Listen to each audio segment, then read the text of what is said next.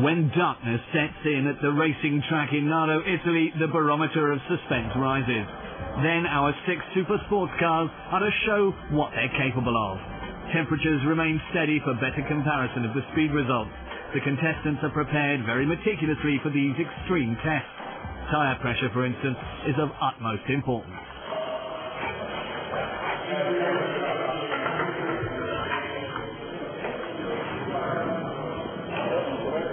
At Porsche, the head of the development division, Roland Kussmaul, sees personally to the snug fit of the nuts and bolts on the Carrera GT.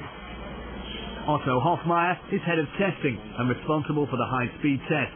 Hoffmeier knows what is needed to be really fast.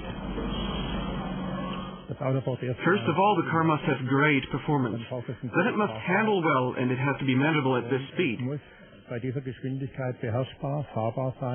check whether it is drivable. In the twilight hours of the evening, these super sports cars make their way to the high-speed track.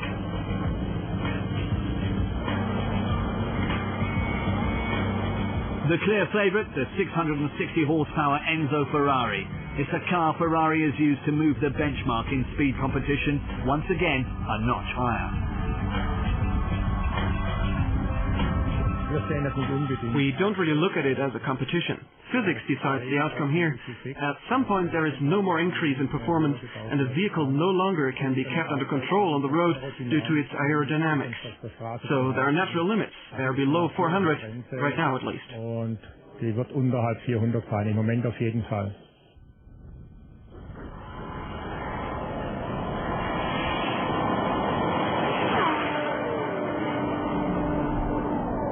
The testing team installs the measuring devices. The speed is recorded using GPS satellite positioning.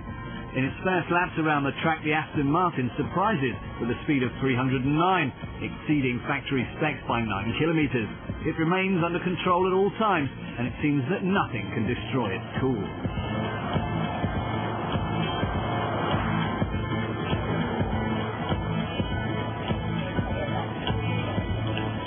The Porsche is another of the favourites here. The first time around the track, the Carrera GT hits 328, just undercutting the factory specifications by 2 kilometers per hour. Now, the second lap for Porsche.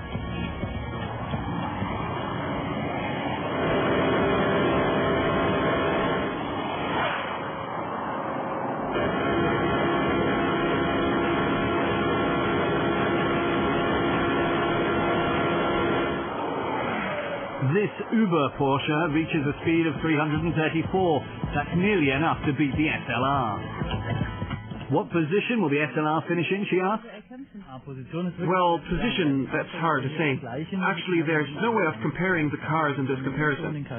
We have the Enzo and the Carrera, which are street-legal sports cars. Then we have a couple of GTs like the Bentley, the SLR and the Aston Martin.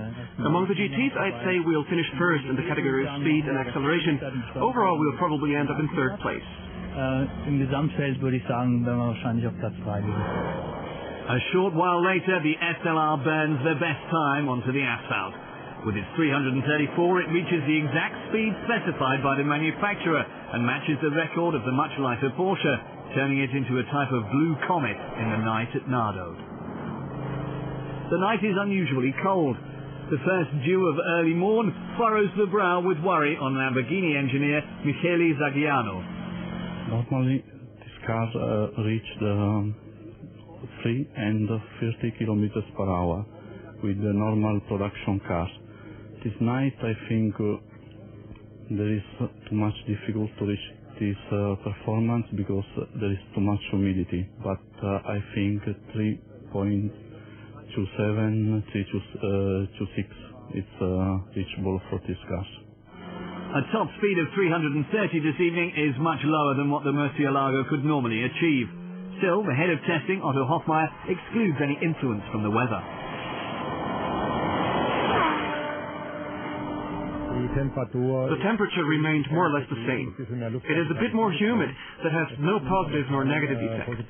If we compare all our measurements, everything's okay. In the wee hours of the morning, the test favourite appears on the scene. The Enzo Ferrari is fitted with the instruments to measure its first lap. Before and after each trial, they check the temperature of the tyres.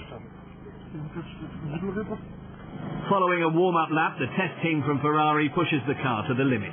The Enzo is faster than 350. At least, that's what they claim at Maranello. The speedometer needle seems to confirm that.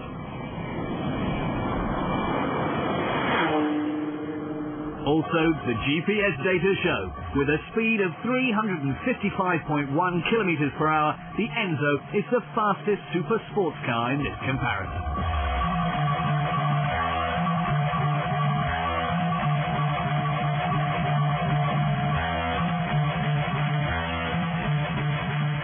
Whether the Enzo Ferrari can also outdo its competitors in the acceleration contest, and whether it keeps its nose out in front on the handling course, that's what the third part of this comparison has in store in our next show.